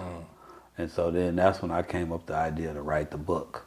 Because I wanted to, tell the story of that season because it was so phenomenal. But I wanted to also give a lot of the background and talk about the personalities of the kids. Because, man, that group was so special, man. I ain't never been around such a fun group before. That's dope. And so I wanted people to be able to get into their personality. And which book? This book, That's the right? Agony to Ecstasy, yeah. And so how long after the season did you write that? That came out in 2012. Okay, so about 4 years after Yeah, that year. yeah. But that was a lot of fun, a project, working on that. And then I say, for people that was at the games that year, it'd be like take them down memory lane and stuff. And so for the people that weren't there, they get to, get a feeling because there wasn't a whole lot of details in each game. You know, if you read it, it's a brief overview of each game and stuff. But I say it kind of takes you into the locker room, into the huddle, and the mindset of the players and the coaches in those situations. That can give you that perspective. So I figured a lot of people would enjoy it. Plus, we put a lot of other history in there about Mac and the past coach because we didn't know I was going to do this second book. So we shared all that. And I told Chris, who helped me, I was one and done. And see, Chris thought he was going to With the book? Yeah. Okay. He thought he was going to be a ghostwriter and just help me out. And I said, no, Chris, you majored in journalism. You want to be a writer. So you help me, I'm going to help you. I'm going to put your name on the cover. We both wrote it. So you'll have something to put on your resume and go from there. I said, because, dude, I'm pretty sure you may come out with other books and do this and that. Future. But I'm just one and done. This was like a hobby for me. Going into retirement, it gave me something to do. Was it like a, I don't want to call it a stress reliever, but was it therapeutic to write it? It was. It was. Especially when I talked about the situation with my wife and kids, because there's a lot of things I held in. I don't think we talked about the situation with your wife on camera. No. We didn't. Do you want to touch on it? Or well, we can. Okay. You know, because back in 2003, Labor Day that summer, I was going to your uncle's house for a barbecue, and I had an accident on 80 just before Crockett, and my wife didn't make it. You know, we got hit from behind, knocked me into another lane, another car hit me then, knocked me on my side toward the railing, then a 7-Up truck hit us, and next thing you know, they didn't have the guardrails that they have now, and we went over and dropped a couple hundred feet. I remember the car tumbling about 4 or 5 times and stuff. I remember counting them. Really? Yeah. And so that is crazy. I never knew. I was just glad that, because my wife was hurt bad. I didn't even know I was hurt. I'm getting out my adrenaline pump, my thing trying to get the car open to get her out because the car was burning. Oh, it was on fire. Yeah, but by then a lot of people had stopped. They came down the hill and they were able to help me get her out and take her back to the freeway. And after that, the car just boom and just engulfed it. My car burnt down to nothing. They bought a helicopter and took her to John Muir, and I had to go in the ambulance, and I'm telling them I'm trying to go with my wife, trying to see what's going on with her. And the paramedics say, well, look, dude, we trying to deal with you. I said, I'm fine. He said, well, you think you fine, but we got to stop the bleeding on your arm. I didn't realize my arm was down to the bone. All this was open. It was just the bone down there. But I couldn't, my adrenaline was so high, I couldn't feel none of that and stuff. And I let them do what they had to do, and then I went by ambulance. But by the time I got to the hospital, my wife was gone. That's crazy. Yeah, I'm telling them, no, I ain't going into surgery. I need to know what's going on with my wife. And shit, they was like, well, look, we got to get, I said, dude, I ain't going nowhere. And finally, somebody told me that she was gone. Do you think they were trying not to tell you?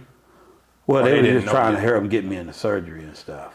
But I was so adamant that I wasn't going into surgery until I found out what was going on with my wife. And even then, I told them I had to see her. I wanted to be with her.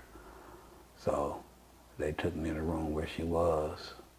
And then finally they came and got said, so we can't wait no longer because we got to clean that out and get you into surgery. And I remember telling them I didn't want to be put to sleep. I'm going on with that. And finally they agreed not to put me to sleep. Next thing I know, I wake up in the recovery room. So they tricked you. That's crazy. And my sister-in-law, Dwight, she's a nurse. She's like, Dwight, it's going to be real pain. I don't care. I can take a lot of pain and shit, you know. Yeah, next thing I know, I'm waking up in recovery. They say, told me I woke up a couple times, say, well, you realize the first time you woke up, it was about 10 people around your bed praying? I don't remember none of that. Really? Yeah. I got put to sleep before, too, and I got put to sleep once when I tore my ACL, and then I had to get a surgery since I've been an adult. And I was really scared. The first time I don't remember really being scared, but this last time I'm laying in the room, the surgery room, and I'm just like, damn, they finna put me to sleep. What if I don't wake up? Like, I ain't like that shit at all. I woke up doing both my hip replacement surgeries. You remember waking up in those? Waking up and didn't go back to sleep. But I was still numb, and you have a screen over you, So you can't see, but you feel all that jerking and all that. I'm just laying there and shit. They didn't put you back to First sleep? the woman say, "Ooh, somebody's woke." But she told me if they wasn't as far along as they would have put me back to sleep. Okay, that makes sense. That happened again to me. Matter of fact, when I had my colonoscopy, I woke up. Really? And then they found out that my body metabolizes the drug quickly. So the last time, faster. Last time they gave me more. Man, that shit was crazy. They talking about get up there. I can't get up. I can't feel nothing. But everything is numb. And shit. And then they told me, well, you gotta pee, because if you can't pee, we're gonna have to put the catheter back in. Oh, hell no. Oh, blood. I'm drinking black coffee, everything. Going to bar, they kept coming to get me. I couldn't do it. And then I'm like, damn, I feel like I gotta go hella bad. But it just won't work. It just won't come. You know, because they done gave me all this damn numbing medication. I'm tripping and shit. So finally, they was talking about, well, we're gonna try again. So this time, I locked myself in the bathroom. They bamming on the door, and then when I heard her say, let's get somebody to open the door, he may be done passed out. That's when I opened the door.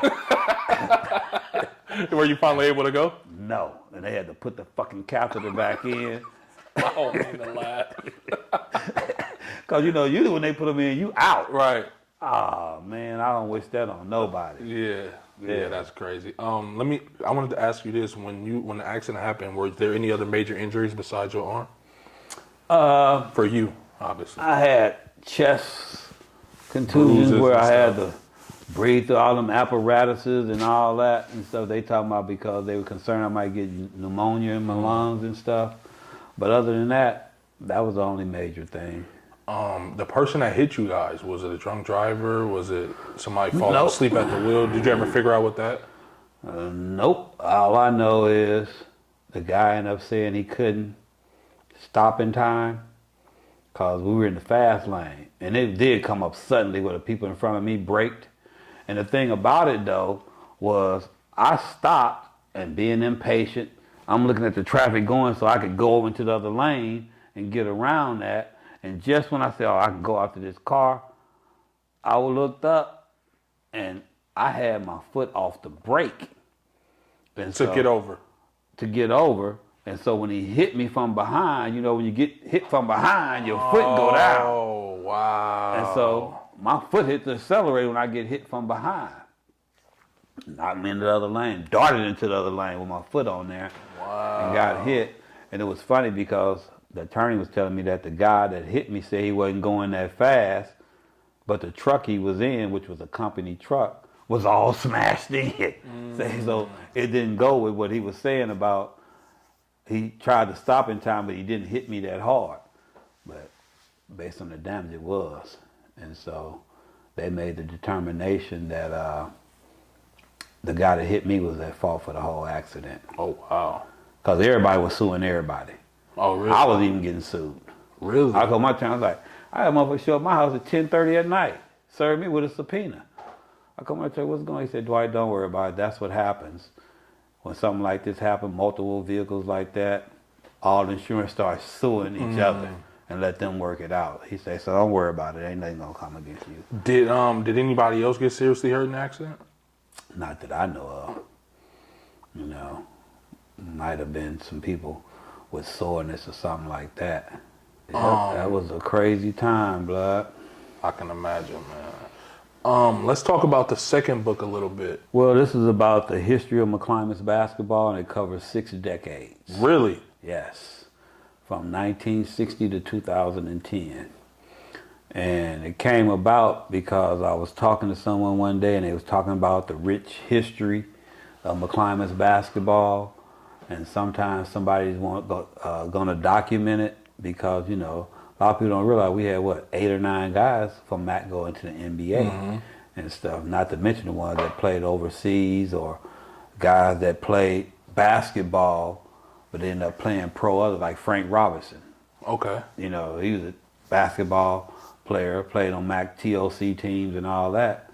Hall of Fame baseball player, you know, first black major league manager and stuff. So there was a lot of stuff like that. Guys played basketball that went on to play football in the NFL. And so it was all this history. And I got to thinking about it.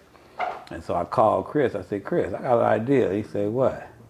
I said, man, I'm thinking about writing a book on the history of Mac basketball. He started laughing. I said, what's funny? He said, nah, Coach, I'm just laughing because I remember you said you was one and done. I was just about to ask you that. know? But I thought about it, Justin. I say now, going back, Coach Tab-Scott, who was Bulls coach, I had a relationship with Coach Tab-Scott, so I can go back and talk to Coach Tab-Scott, interview him, who coached back when Drinkwater was the coach after Harless. Okay. You know, and so I knew and had contact with players that played for Harless, like Pete McKinney. Okay. You know, Pete played when I was playing on the circuit, and he played mostly for Belford. Okay. And we played against each other, and I knew Pete, you know. And so I say, well, I can interview Pete, I can interview Joe Johnson, Lee Matthews. You know, I had contact with a lot of the guys that played back for Harless, that played for Drinkwater, you know, Roy Brown, all of them. So I said, well, I got interviews with them. I know Coach Claiborne, who coached after Tab-Scott. I worked with Harrington, even though Harrington had passed. So I said, I got all these ties to people that could take me all the way back. So you're the perfect to person the for this. city, yeah, you know. And I had more fun doing this project than I had doing that one because I got to go out and have lunches and interview people and talk basketball. You know, I drove up to Sacramento to interview Lee Matthews. You know, I'm going all over there having lunch and meeting these guys. And what a lot of them I do, I would tell them to bring their yearbooks so I could scan pictures out of them back then, you know. You probably heard some crazy stories, huh? I did. That's dope. I did, you That's know. dope. And so, and I asked Coach Tab-Scott, because there was always this rumor about this guy that went to Mac named Worm, Okay. Gregory Boyce. And we used to hear all the stories. And I remember I saw Worm play one time in the ONBL. Because, you know, when ONBL first started, it was really big. High schools used to put their teams in there. Okay. The rec centers had teams, and the winners went back to Boston to play, you know. And so I remember they had it at Havens Court one time, and Worm was playing for this team. That guy was phenomenal. Really? Was he a guard or a big? He was, Worm looked like he was about 6'3", 6'4", but he had a crazy shot. Just he'd go up in the air and hang, and it seemed like he'd snap his wrist like that, and that shit was banking off the glass. hitting. And see, the story was that Tab-Scott didn't play Worm. Worm didn't suit up or nothing. We were playing Castlemont at Mac, and say at halftime, they went in the locker room and said supposedly they pulled a knife on Tab-Scott and forced him to suit Worm up.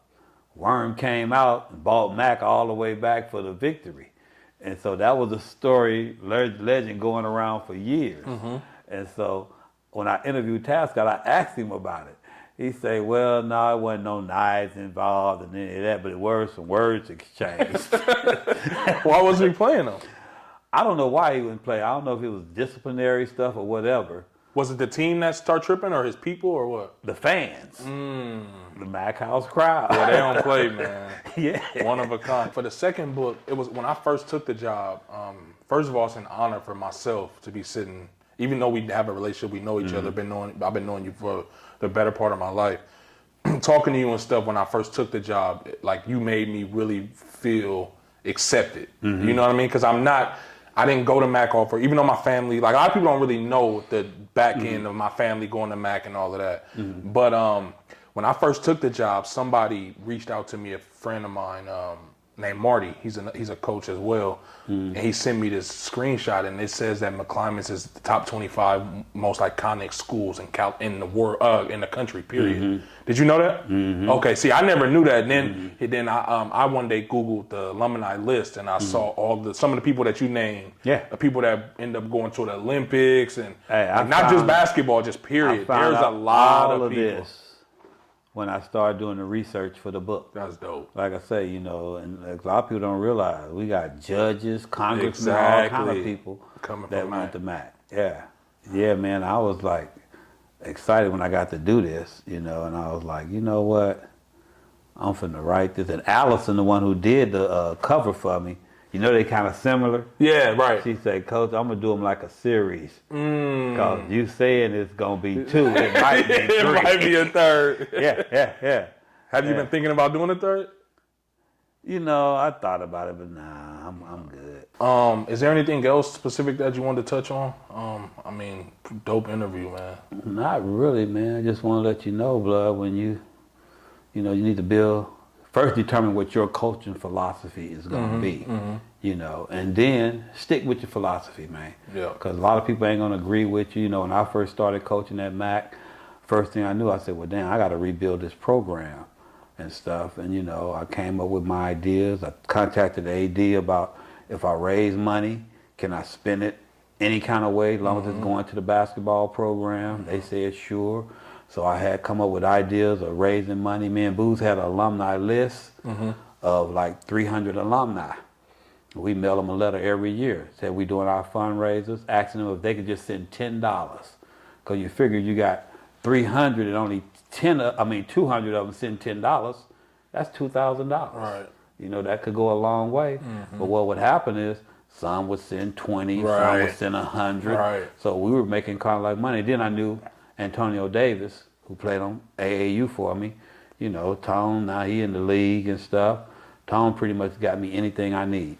You know, when the kids found out about Tone, they were like, damn, we gonna have everything we want. I said, no, y'all gonna have everything you need. I said, everybody got this welfare mentality, but you gotta realize, just like I'm reaching out to him for help, he probably got hundreds of other people reaching out to him and this and that. So I say, no, we just gonna get what we need, you know. And Tom was pretty good at taking care of me, gave me money, would send me money to hire tutors. Because before, you know, Matt had the SPAT program, you know, I used to hire tutors from Merritt and Cal. Oh, wow. I never Pay them $20 an hour. And they come, we used to do the tutoring in the team room. Okay. I never had to go through a lot of that disciplinary stuff that Booz had to go to, and maybe you and AD went through, because, you know, my shit was established. And younger kids and heard, like the wheelchairs and all of them, they had heard about Coach Mo and how he was and what he didn't take. Your culture was already in place. Yeah, coming in, you know, because I mean, I would be firm with mine, you know, because I remember one time telling the principal, well, look, if you can't support me, you need to get another fucking coach. Right. And she looked at me like, oh, really? I'm like, yeah. I said, Ms. Dodd, it's not that I think I'm all that as a coach, but I feel like if I got the kids' best interests at hand and I'm looking out, I'm not going to cause no harm or anything to the kid. Right. The administration needs to support me. Exactly. You know, and you need to be able to speak up. It ain't about being liked. I say most people, they may not like you, but they'll respect you. Like I was telling AD, and I don't know if I mentioned you about the weight room. Yeah, I was talking about weight room. Fuck that, man. The weight room's there for your guys too. And I bet you the first time you say, well, let me do something, see if I can raise some money to get some weight equipment and stuff so we can have weights in our room, then they're going to like, oh, no, you ain't got to do that. Because I guarantee you, it might have been the basketball team doing some of the stuff, but a lot of that stuff was that way when the basketball team went in there. Yep. You know, and you just say, look, we're going to leave it the way we find it. I'll make sure, you know, but I need the weight room. You know, you should have keys. And when hoop season around, football in the off season, you should be the priority. Right. And stuff. So it's a lot of things like that, man, you know, because my philosophy changed some over the years. You know, I used to try to treat my kids all the same. You know, you like, hey, we're a family, everybody get treated the same, this and that. But you find out later on, you can't treat everybody the same. You know, and all kids aren't motivated the same. I tell people that's half the battle, motivating and inspiring. Yep. You know, and I say, so you can't treat all the kids the same. Sometimes you have to, you know, handle them a little bit differently and stuff. And I remember I did a clinic with the guy that was AD when I was at UC Davis. Okay. And I walked away from that with one thing. He talked about the cut list. You know, back then we used to put the cut list on the Oh, gym, yeah, who made the post it. team? Yeah. Yeah. And he talked about how terrible that was. He say, man, that's the last thing. Then can you imagine a kid going, looking there, it's like 10 of them, and then 3 of them name ain't on there, how they must feel in front of everybody and this and that. And I thought about that, and I say, you know what, that makes a lot of sense. You need to be able to sit down to a kid that don't make the team. And explain. Explain to them, let them know hey, if they got a chance to make it next year, look, these are the things you need to work on, and this and that, explain some things and kind of leave that kid, leave with something positive and stuff like that. So I started doing that. I said, you know what? Because I was the first one, post a list. Go down there and see. So, like I said, it's a lot of different things, as a coach, when you're building your program, you got to come with ideas. I remember people first said that well, Mo did AAU, but this is high school now. And you got to have a relationship with college coaches. You got to do this and do that and all. I'm like, well, damn motherfucker ain't talk to me about what I'm planning on doing. Right. Because as soon as I got the job, I wrote letters to almost all the universities in California that I knew of. The Pac-12 and all this, introducing myself as a new coach at McClymonds High School. That's what's up. And that we have some really talented kids, and you might want to take a look at us this year, Then I started finding out the teams that had recruitable players. And when I made my schedule, I try to schedule those teams at periods when coaches can come out. I could tell people it's a lot of players. At first, you had to just schedule the fucking games you could get, and nobody wanted to come to MAC. I think I changed all that. That's true. And started getting the top level programs coming down to MAC, And so, you schedule it like that, and next thing I know, and I used to always make it a point every year, summer, to go to at least 2 coaching clinics. You told me that when I first took the job. And meet the coaches and stuff like that, and ask questions, and, coach, start a relationship with these coaches. And I remember going up to Sacramento one time just because I seen Pete Corral. He was working with the Sacramento Kings now, and I knew he was going to be working on the Princeton offense. Dela killed us with the Princeton offense. I went there, he spoke on it, gave out handouts, everything. I studied all that. Then I would start working on the Princeton offense. 15 minutes every day in practice. Then one year, Willem actually, Coach, we work on the Princeton offense, but we never run it. Why? I said, well, it's really not suited for y'all. First of all, y'all ain't smart enough. And then I tell them, I said, no, fellas, this is what Dela did to us. I say, now I want you guys to understand the principle offense and how it works so you know how to defend it. And I think after that, that's when we started handling Dela. We never ran that Princeton offense, but we always worked on it because we could defend it. And I remember the 07 year when we played them at Cal State East Bay. They beat us one time on a backdoor cut. Joe C. went backdoor on Will. Will come around, Coach, my fault. Motherfucker, I know it's your fault. Why you think I'm looking at you? No more, 08, no more. We shut all that down, And so, like I said, you have to get better as coaches. I ordered all kind of tapes that coaches were putting out about the mobile defense, flex offense, different fundamental help and recover, all that. I ordered, and one of them was Duke, Coach K, on his whole system of Duke. Ordered all of them. So when Booz took over for me that first year, I told him, even while he was coaching with me, I said, Coach, I made copies of all them tapes for him. He started ordering his own tapes. And you learn little things, like our transition offense.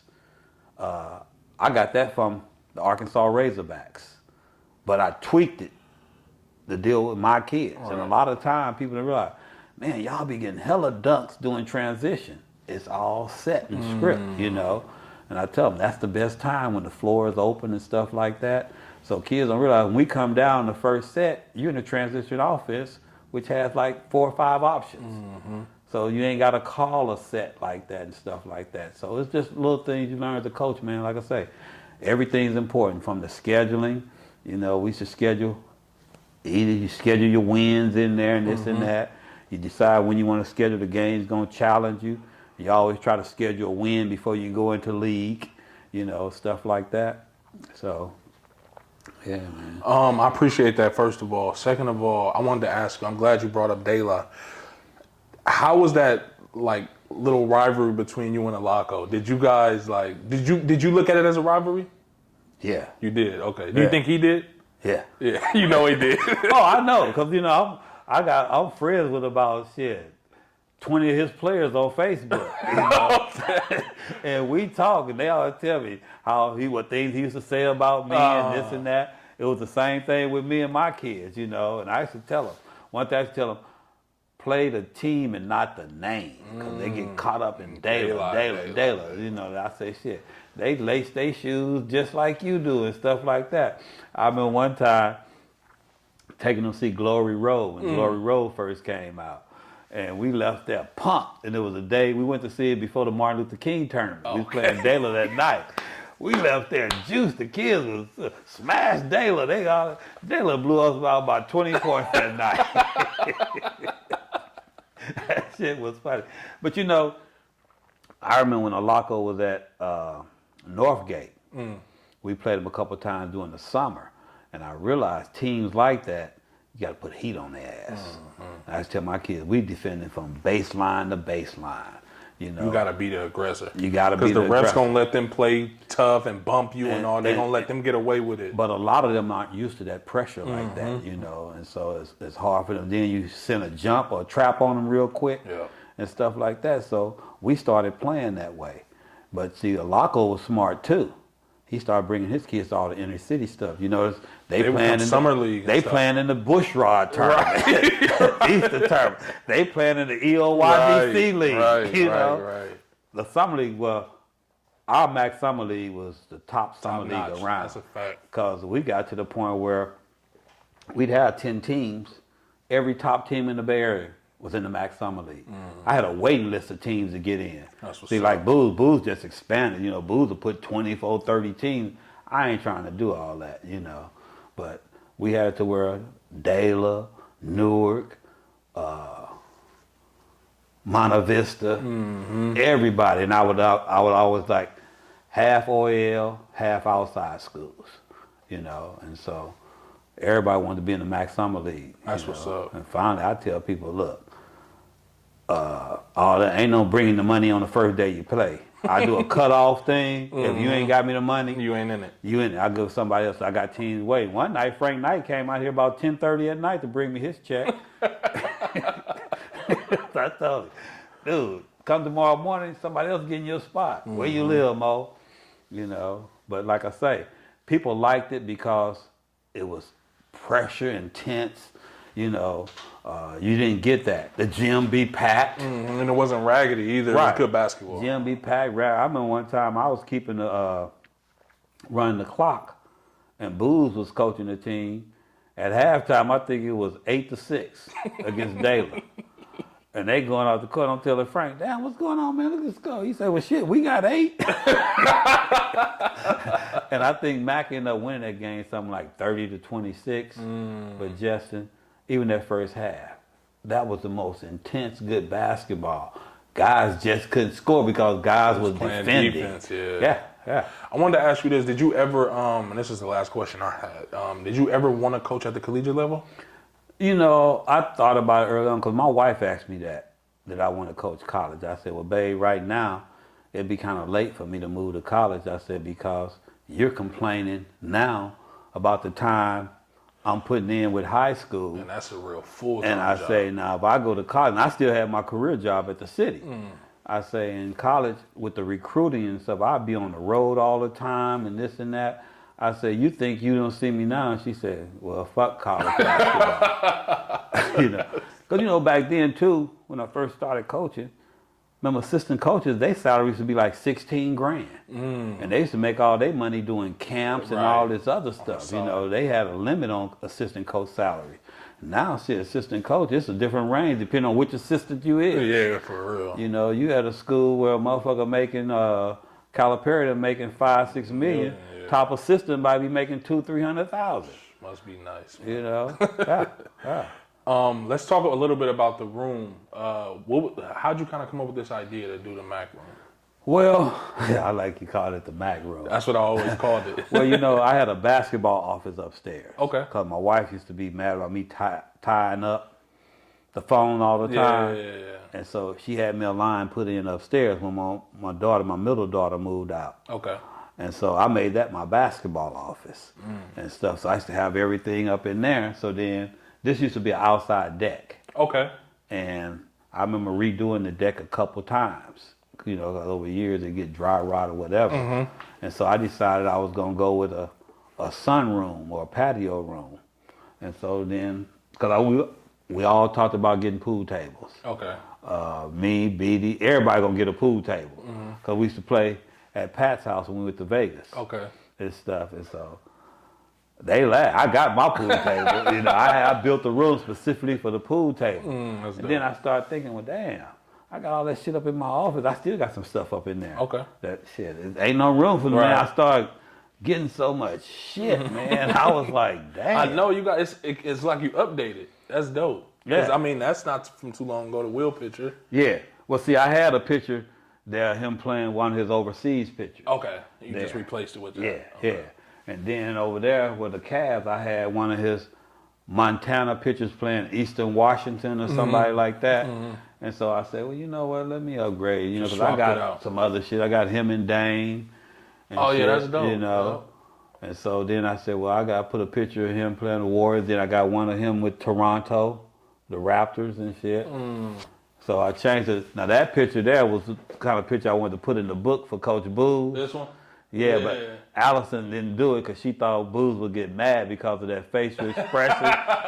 So He always looked like that. she though. said, Coach Bo, I put a different picture of when we was at the Arco, we won, Booz doing this. And I'm like, oh, Allison. You know, because she had told me, I said, whatever you want to do. I'm just trying to get the book done. You know? And then Boo's like, oh, man, you should have used this. Boo's proud of that That's shit. what I'm saying. He always looked like that. He proud of in that. his mode in that Yeah, picture. yeah. So I decided to, well, let me put all my hoop shit down here. You know, it started with my thing for the NorCal. Because I didn't realize, I said, damn. Out of all the time I coached, like I said, it was only 1 year. We didn't go to the playoffs. And we went to the OL playoffs every other year every year that I coached. And there's only 2 times that we didn't get to the NorCal. And how many years in total did you coach? At Mac? 14. At Mac? Yeah. 14. Yep. 2 JV and then 12 varsity. Actually, there's another year. When you came back. When I came back, I keep forgetting about the year with Memo. Yeah. And Because shit. that's when I was coaching at Fremont. Yeah, which I didn't plan on coaching. I remember You that. know, but then yeah. That's when Memo first decided to Well, they told me they'd give Memo the job if I helped him. I said, well, I'm going to help him this first year, but you guys are going to realize Memo the perfect person for this job. And see, but like I said, I heard people talking about, like Orlando talking about, man, nah, I'm not a West Oakland. You got to be West Oakland and all that. All that West Oakland shit started with me and Booz. Because you think about it, Tav Scott was from Fresno. Oh, wow. Claiborne coached at De La Salle before. Really? Yeah, he was a coach at De La Salle for a number of years and stuff. He left De La Salle for the MAC job. Coach Harrington was from down in L.A. and shit. He coached with Claiborne and stuff. He was at Salesian for a minute. So, you know, and I don't know where Drinkwater and Hollis and Poles them were from, you know, because they were back there from the day. But I'm pretty sure they didn't live in West Oakland, white guys, you know. So it's like all this, you got to be from MAC. Now, it helps if you from MAC, Right. but like I think it helps me because DT is still there, B. McGee and Rolanda, and them, they know me, so they kind of help echo my sentiment. Well, my thing, I tell people, you just got to know the inner city culture. That's really what it is. Because if you're winning, they're going to be happy. Because trust me, Justin, I used to catch it until them 2 years we went to state. People weren't happy. They weren't happy getting to the NorCal, getting to the semis and all that. You know, shit. They want to win. You know, so I'm just getting talked about. Mo don't know what the fuck he doing. And like the last time I told Booz, add your flavor to the mix and shit. Now he got motherfucker, he getting mad at motherfucker tell him don't change shit Mo was doing. I said, Booz, them the same people was saying Mo don't know what the fuck he doing. Right. We still doing the same shit, you know. Because sometimes you be amazed. They like, why you had the kids do that? I'm still trying to figure out why the kids did that. Because that ain't what I told them in the huddle. Shit. Hey, you get that a lot. Yeah, that's I tell people, I said, damn, gang started, your blood rushed to your head, you can't think for shit. And shit, you know, they like, hey. Well, man, again, I want to say thank you, obviously, for doing this, inviting me in here, you know, getting the interview done finally. Appreciate everything you've done, Yeah. you know, for my, even though I never played for you, you know, obviously I came into your something that was your program immediately after you left, so I kind of reaped the benefits of that. Being around as much because my uncle and everything, so me and you always had a relationship. Yeah, man, thank you. Super Hey, dope. Justin, I wish you could have came play for me, man. Tell me about it. You man. know. I talk about that all the time. It's funny because back then I used to hear it was your mama that wanted you coming to Mac and stuff, and I'd be like, didn't she go to Castlebar? The thing with me not coming immediately, it was my decision. Okay. It wasn't my dad or my mom. It was Okay. me. Because I had started like kind of being a knucklehead. I had like got caught shooting dice at Bret Hart or something, and I was just like, man, I'm catting off. Like, and then my dad had started getting established out in Pleasant, and I was like, let me try it. You know what I mean? I thought your dad just wasn't fucking with me. Nah, hell, he wanted me to come to Mac. Oh, okay, because That was like everybody knew I was going there. Like Yeah. I was at all the games. That's how I know a lot of the history because I was always in the summer working on my Uncle Beatty and booze a little bit. So I should have been there immediately.